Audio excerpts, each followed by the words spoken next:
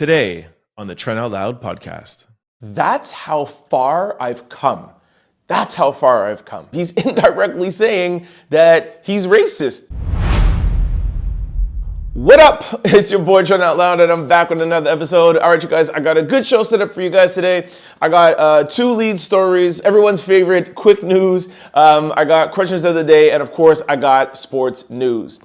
Y'all know what time it is. Put your headphones on, put your earbuds in, turn the devices up. I'm about to start this show. Let's go.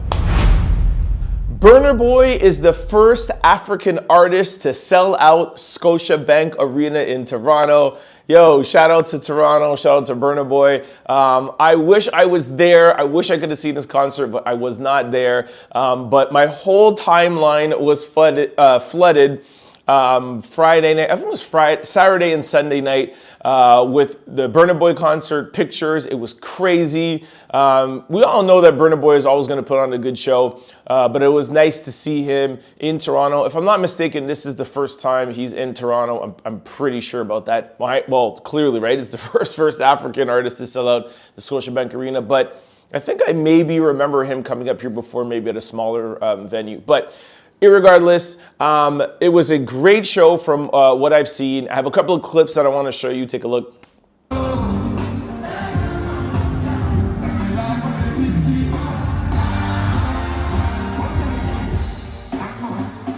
And also from my live podcast that I do every Thursday, y'all know Mars. She's one of the guests that I have, not guests, but she's one of the panelists that I have on every Thursday, Mars, Aya, and Sunny. And Mars made it out to Burna Boy. So take a look at some of Mars's pictures and her videos. I actually think the first video that I showed was from Mars. I think Mars sent those to me, so shout out to Mars. But yeah, shout out to Toronto. So on the flip side to everybody saying that it was a great concert, I also follow a fellow podcaster by the name of Corey, and he had an interesting take on the podcast. I kind of wanted to throw that out there. Corey wrote this on his Instagram. He said, "My thoughts on the Burna Boy concert in Toronto." Swipe left. "I guess Burna Boy took the basic package for stage production at Scotiabank Arena in Toronto." He said, "Dear music artists, if y'all ain't willing to invest proper money proper money on your set production, choose a smaller venue, respectfully." A couple of people was in his comment section saying that he's sounding like Joe Budden and that he was hating. I honestly did notice that the set did look a little bit, I don't want to know if underwhelming. It just looked like it wasn't premium. But I just assumed, again, I wasn't there, I just saw it over video. I was just assuming that it was a little bit, it was maybe like the way how he wanted it to look. He maybe wanted it to look like it was African, or it wasn't anything like over premium or overproduced. So I think maybe that's what Corey missed. And some of the people that agreed with him. And I think that's probably the look he was looking for. He's, is African, Nigeria, and he didn't want to come off too polished or too overproduced, and he wanted to keep his origins.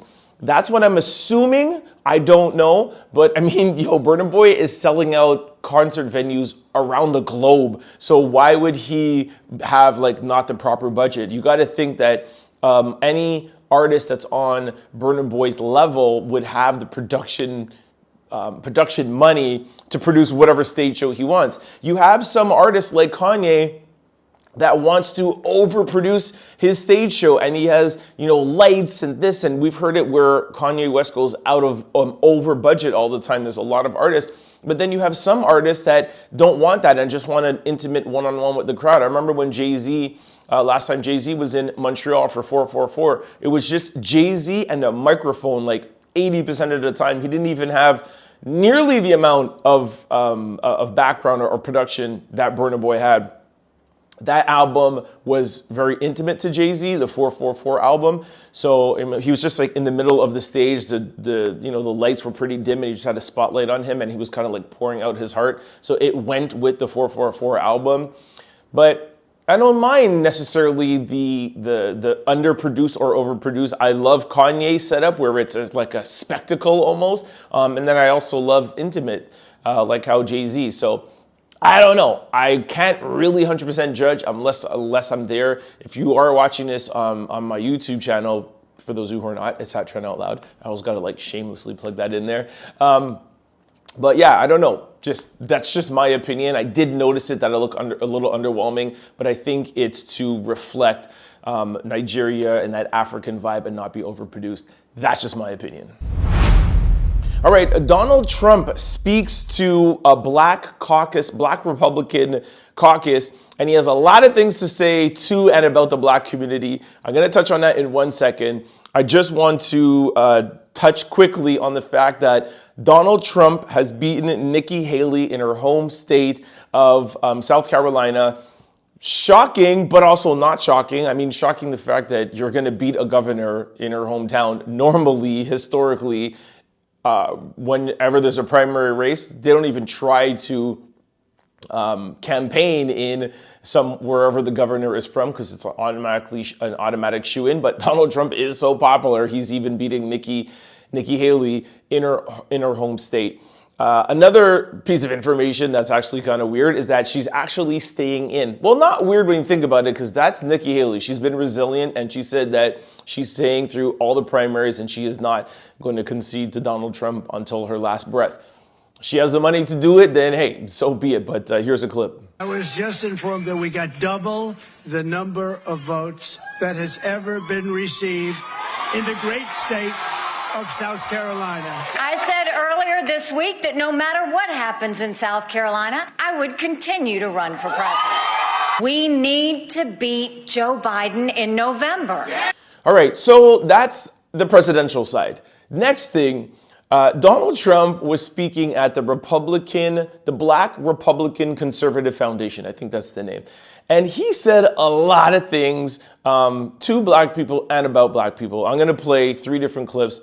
And we're going to talk about it, okay? Here's the first thing. The mugshot, we've all seen the mugshot. And you know who embraced it more than anybody else? The black population. It's incredible. Black people walking around with my mugshot. You know, they do shirts. I've never seen one black person walking around with a Donald Trump mugshot t-shirt. I've seen a lot of white people. I have never seen any black person doing that. That is a straight out lie. I did my research. I looked at a lot of black websites and a lot of black media posts, and they're all like, yo, Trump's lying. So that's the first thing. Let's go to the next clip. These lights are so bright in my eyes that I can't see too many people out there, but I can only see the black ones. I can't see any white ones, you see? That's how far I've come. That's a long way, isn't it? First of all, the way how he said, I only see the black ones, like that sounded so derogatory to me, A. And then B, when he says, I've come a long way, I can't believe we're here now. Like, what does he mean by that? like the lights are so low, I can only see the black ones. First of all, I don't even understand what that means. If the lights are so low, I can only see the black ones. I mean, the lights are so high, I can only see the black ones. What does that mean? I mean, because I don't think he's making a joke about, because you know how that joke is where like, well, when the lights are off, you can see black people if they smile. But he's saying the lights are so bright, he can only see the black people. I don't know if that means that black people are at the front and you can't see the white people at the back, or that there's no white people there. I don't understand that comment. I'm trying to figure it out, sorry. But more importantly, we've come a long way. Is he saying that he doesn't normally hang around black people, or that he's maybe has been racist in the past? Is that indirectly what Donald Trump is trying to say? I want to hear it again. I can only see the black ones. I can't see any white ones, you see?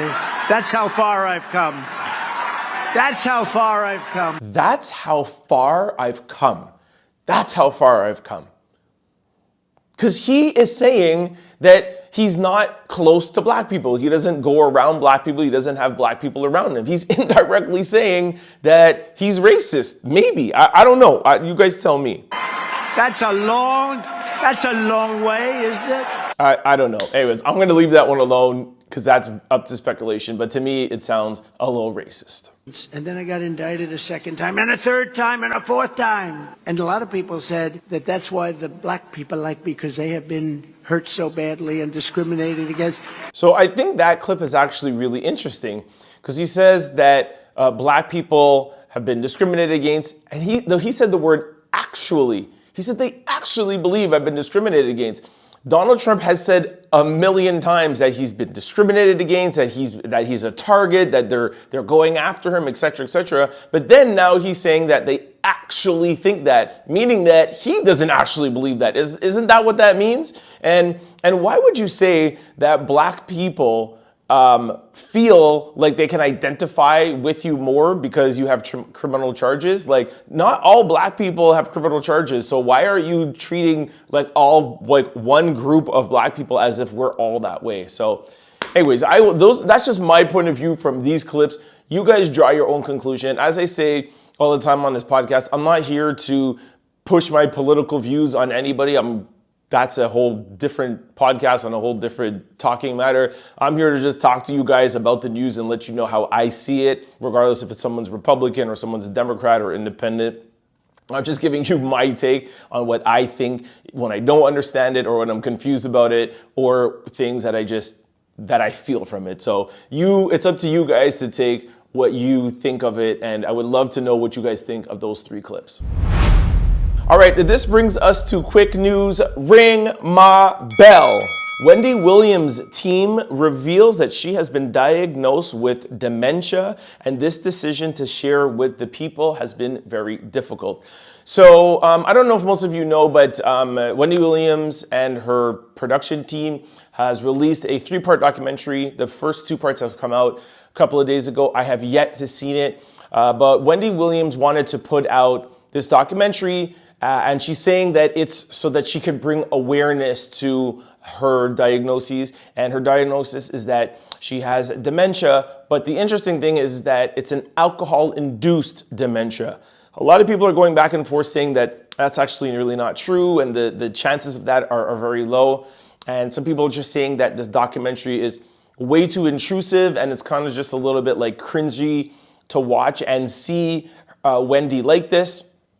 And I think everybody kind of collectively can understand that she's probably just doing this, or can assume that she's doing this for money. We definitely heard a lot about Wendy Williams, about Wells Fargo freezing her accounts, then her guardian taking money from her. So it feels to me, although I still haven't seen it, but it feels to me like this is kind of like a money play and not so much necessarily bringing attention to dementia. That's just how it feels to me. I'll read you guys a couple of things. After undergoing a battery of medical tests, Wendy was officially diagnosed with primary progressive aphasia frontotemporal dementia, FTD. A condition affecting language and communication abilities, and the frontotemporal dementia, I'm sure I'm not pronouncing that right, a progressive disorder impacting behavior and cognitive function, has already presented significant hurdles for Wendy's life. Wendy would not have received confirmation of these diagnoses were it not for the diligence of her current care team, who she chose, and the extraordinary work of the specialists at Will Cornell Medical. Receiving a diagnosis has enabled Wendy to receive the medical care that she requires. Let's just say that I'm happy that she's bringing some attention to this disease, and I hope that this is really the reason why she's doing it, and it's just not to, exploit the disease for a quick money grab from like what I've heard out there. I'll read you guys some comments that I found online about the documentary. Her having dementia before her father and him still putting the pieces back together for her, a parent's job is never done, and I'm so glad he's there to remind her. Rally for her freedom like y'all did for Britney Spears, because they're talking about her guardians, keeping money away from her. I don't care, that divorce really took her down mentally. She lost her mom, her husband had a baby on her, she lost her show. Someone has taken advantage of her financially, which is why Wells Fargo had to freeze her accounts. It's a lot for anyone to handle. Have some empathy for our auntie, Wendy Williams. Nobody deserves to go through this much pain. Somebody wrote, that ex is gonna pay for all he put her through. God don't sleep. Via0227 wrote, a lot of people need to learn about alcohol-induced dementia. Drinking is just as bad as doing drugs. The damage done to your body is irreparable. And then here's a comment like I was talking about. Brad Taylor 825 wrote, "No such thing as alcohol-induced dementia.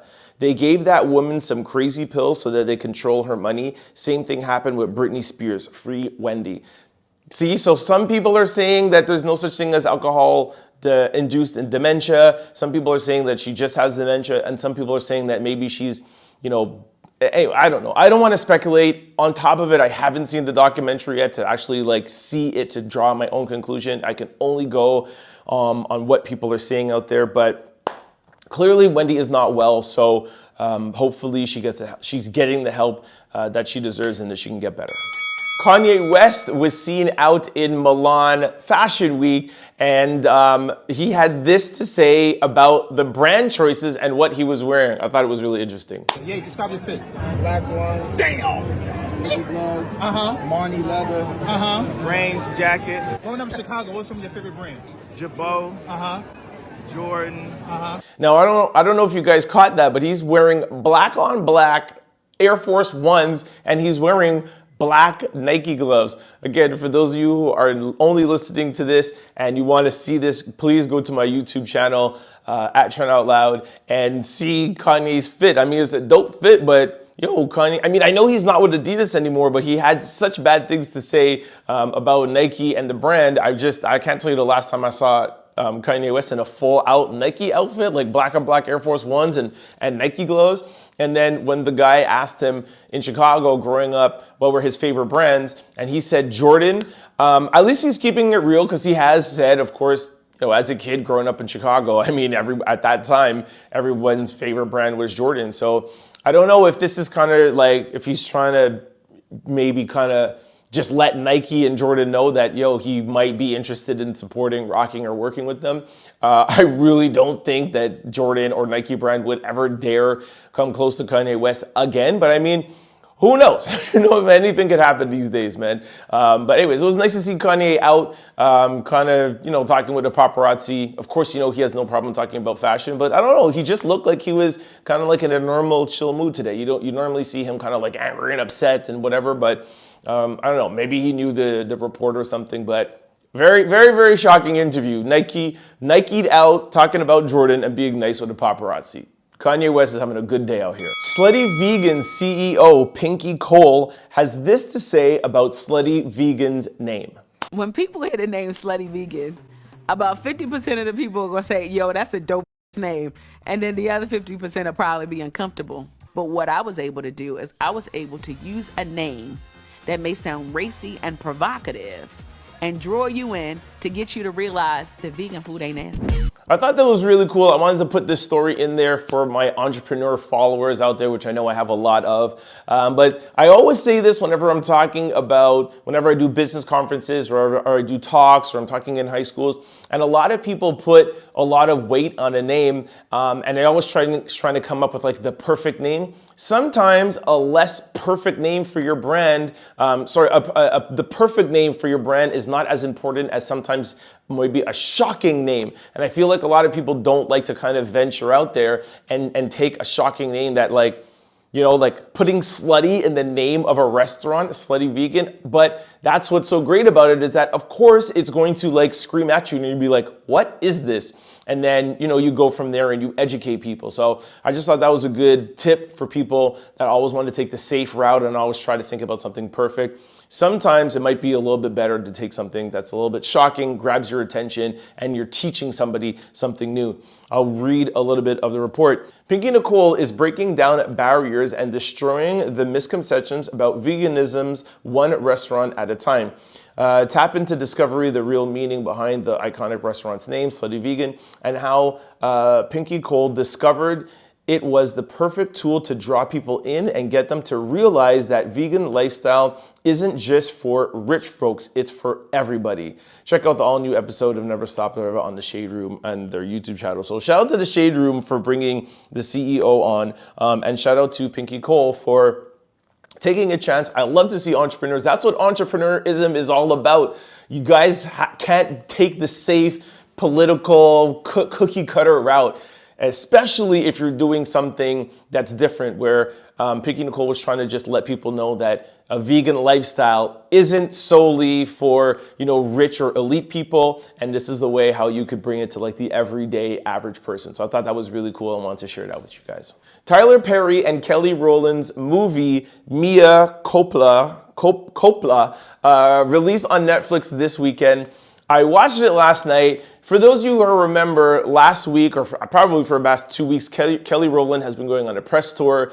We talked about this. This is where she was supposed to be on the Today Show. She was supposed to guest host. They apparently didn't give her a big enough dressing room, and she walked out. So not getting back into that today, but just reminding you, this is why we've heard Kelly for the past 2 weeks. So I was like, hey, this is getting all this attention. Let me watch this movie.